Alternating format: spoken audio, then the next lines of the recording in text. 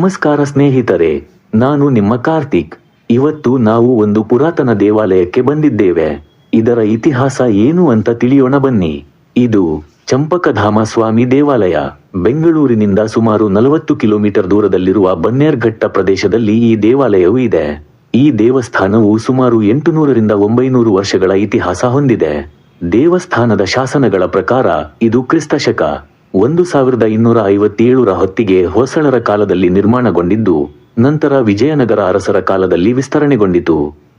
ಪುರಾಣಗಳ ಪ್ರಕಾರ ಈ ಪ್ರದೇಶವು ಹಿಂದೆ ಸಂಪಿಗೆ, ಚಂಪಕ ಮರಗಳಿಂದ ಆವೃತವಾದ ಅರಣ್ಯವಾಗಿದ್ದು, ಅದನ್ನು ಚಂಪಕಾರಣ್ಯ ಎಂದು ಕರೆಯಲಾಗುತ್ತಿತ್ತು. ಇಲ್ಲಿ ಅನೇಕ ಋಷಿ ಮುನಿಗಳು ತಪಸ್ಸು ಮಾಡುತ್ತಿದ್ದರು. ಸಂಪಿಗೆ ಹೂಗಳಿಂದ ಶ್ರೀಹರಿಯನ್ನು ಪೂಜಿಸುತ್ತಿದ್ದ ಕಾರಣ ದೇವರಿಗೆ ಚಂಪಕಧಾಮ ಸ್ವಾಮಿ ಎಂಬ ಹೆಸರು ಬಂದಿದೆ. ಸ್ಥಳೀಯ ನಂಬಿಕೆಯಂತೆ ತ್ರೇತಾಯುಗದಲ್ಲಿ ಇಲ್ಲಿ ಶ್ರೀರಾಮನ ದೇವಸ್ಥಾನ ಮತ್ತು ದ್ವಾಪರಯುಗದಲ್ಲಿ ಶ್ರೀಕೃಷ್ಣನ ದೇವಸ್ಥಾನವಿತ್ತು. ಕಲಿಯುಗದಲ್ಲಿ ಶ್ರೀಮನ್ನಾರಾಯಣನು ಚಂಪಕಧಾಮ ಸ್ವಾಮಿಯಾಗಿ ಇಲ್ಲಿ ಆರಾಧನೆಗೊಳ್ಳುತ್ತಿದ್ದಾನೆ. ದೇವಸ್ಥಾನವನ್ನು ಪಾಂಡವರು ಸ್ಥಾಪಿಸಿದ್ದಾರೆ ಎಂಬ ನಂಬಿಕೆಯೂ ಇದೆ.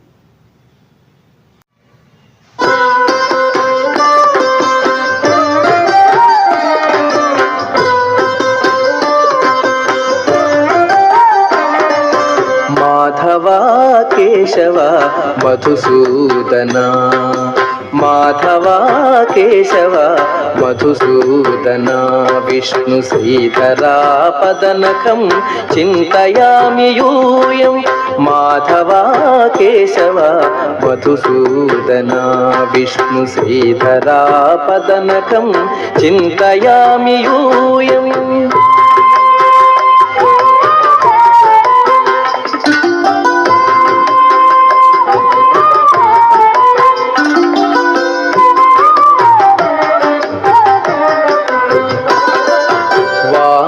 ಗೋವಿಂದ ವಾಸುದೇವ ಪ್ರದ್ಯುಮ್ನ, ರಾಮ ರಾಮ ಕೃಷ್ಣ ನಾರಾಯಣಾಚ್ಯುತ. ವಾಮನ ಗೋವಿಂದ ವಾಸುದೇವ ಪ್ರದ್ಯುಮ್ನ, ರಾಮ ರಾಮ ಕೃಷ್ಣ ನಾರಾಯಣಾಚ್ಯುತ.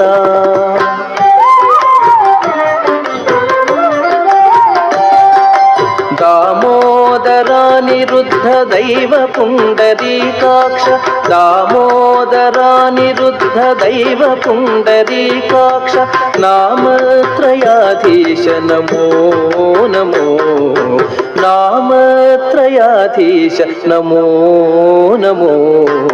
माधवा केशव मधुसूदन, विष्णु श्रीधरा पदनकं चिन्तयामि यूयम्.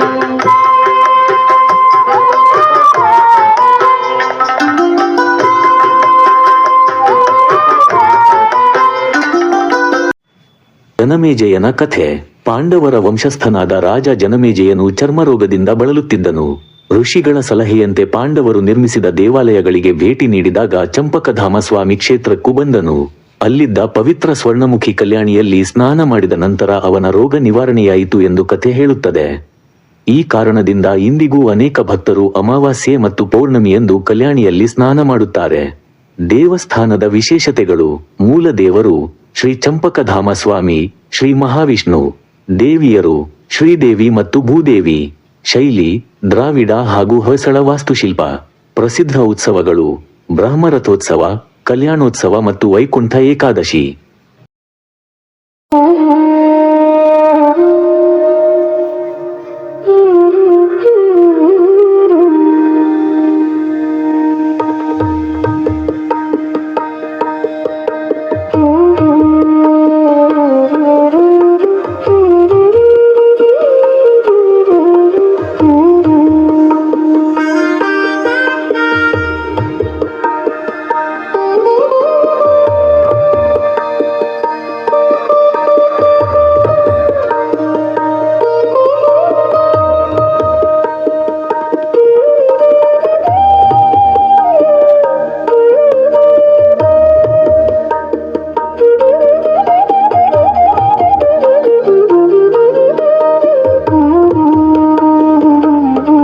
ನನ್ನ ಈ ವಿಡಿಯೋ ನಿಮಗೆ ಇಷ್ಟವಾದಲ್ಲಿ ಲೈಕ್, ಶೇರ್, ಕಾಮೆಂಟ್ ಮಾಡೋದನ್ನ ಮರಿಬೇಡಿ.